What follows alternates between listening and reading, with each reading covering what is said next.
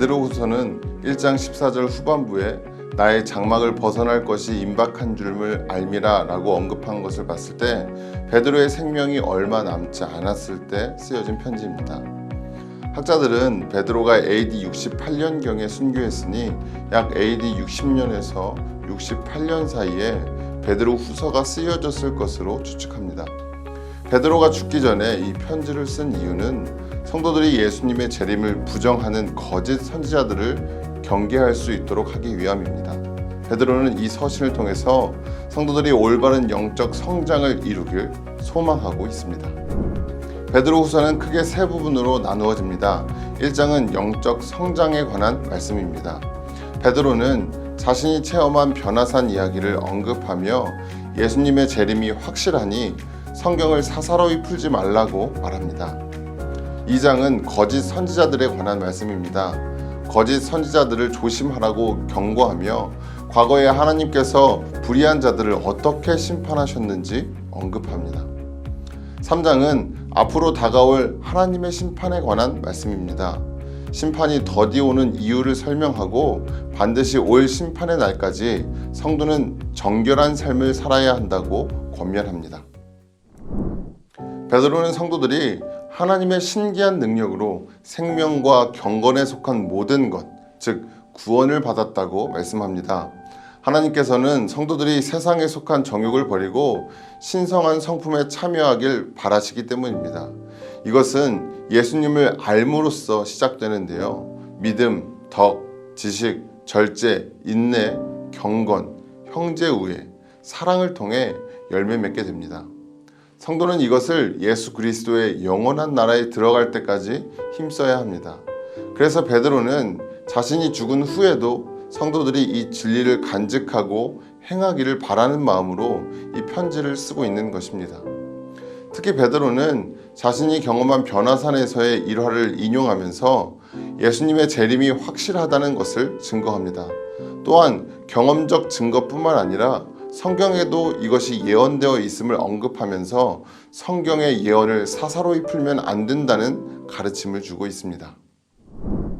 베드로가 이렇게 예수님의 재림을 강조하는 이유는 이 당시 교회에는 예수님의 재림을 부정하거나 의심하는 거짓 선생들이 나타났기 때문입니다. 거짓 선생들은 이단을 끌어들이고 주를 부인하고 호색하는 자들입니다. 베드로는 하나님께서 이들을 심판하실 것이라 말씀하는데요. 하나님께서 과거에 범죄한 천사들을 심판하신 것과 홍수로 심판하신 것, 그리고 소돔과 고모라를 심판하신 것을 말씀합니다. 하지만 베드로는 심판 가운데 경건한 자들을 건지신 하나님을 언급하며 하나님은 지혜로운 재판장이심을 입증합니다. 베드로는 불의한 자들의 모습을 소개하며 그들을 따르지 말 것을 경고합니다.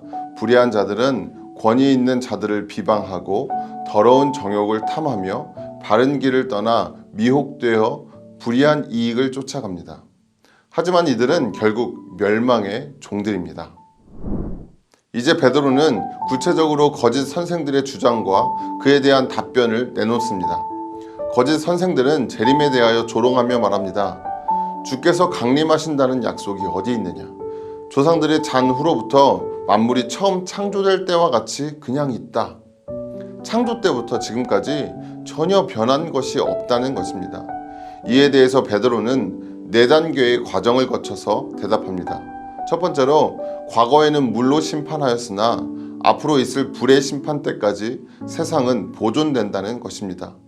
두 번째로 주께는 하루가 1000년 같고 1000년이 하루 같다고 말하며 하나님의 시간과 우리의 시간이 다름을 지적합니다. 세 번째로 재림이 지연되는 이유는 하나님께서 오래 참으사 아무도 멸망하지 않고 다 회개하기에 이르기를 원하시기 때문이라는 것입니다. 네 번째로 그러나 결국 심판은 도둑같이 올 것을 경고하며 성도들이 속아 넘어가지 않고 하나님의 날이 임하기를 바라보고 간절히 사모하고 또 약속대로 의가 있는 곳인 새 하늘과 새 땅을 바라보아야 한다고 말합니다. 마지막으로 베드로는 거짓 선생들이 바울의 편지를 읽고 어려운 부분들을 억지로 풀다가 스스로 멸망에 이르렀다고 말합니다. 그러니 그들의 미혹에 끌리지 말고 정결하게 예수 그리스도의 은혜와 그를 아는 지식에서 자라가라고 말합니다. 베드로는 성도들이 이 서신을 통해 미혹되지 않고 영적인 성장을 이루길 소망하고 있는 것입니다. 베드로 후서를 더 자세히 알고 싶으신 분은 레츠 통독 베드로 후서를 누르고 직접 읽어보시기 바랍니다.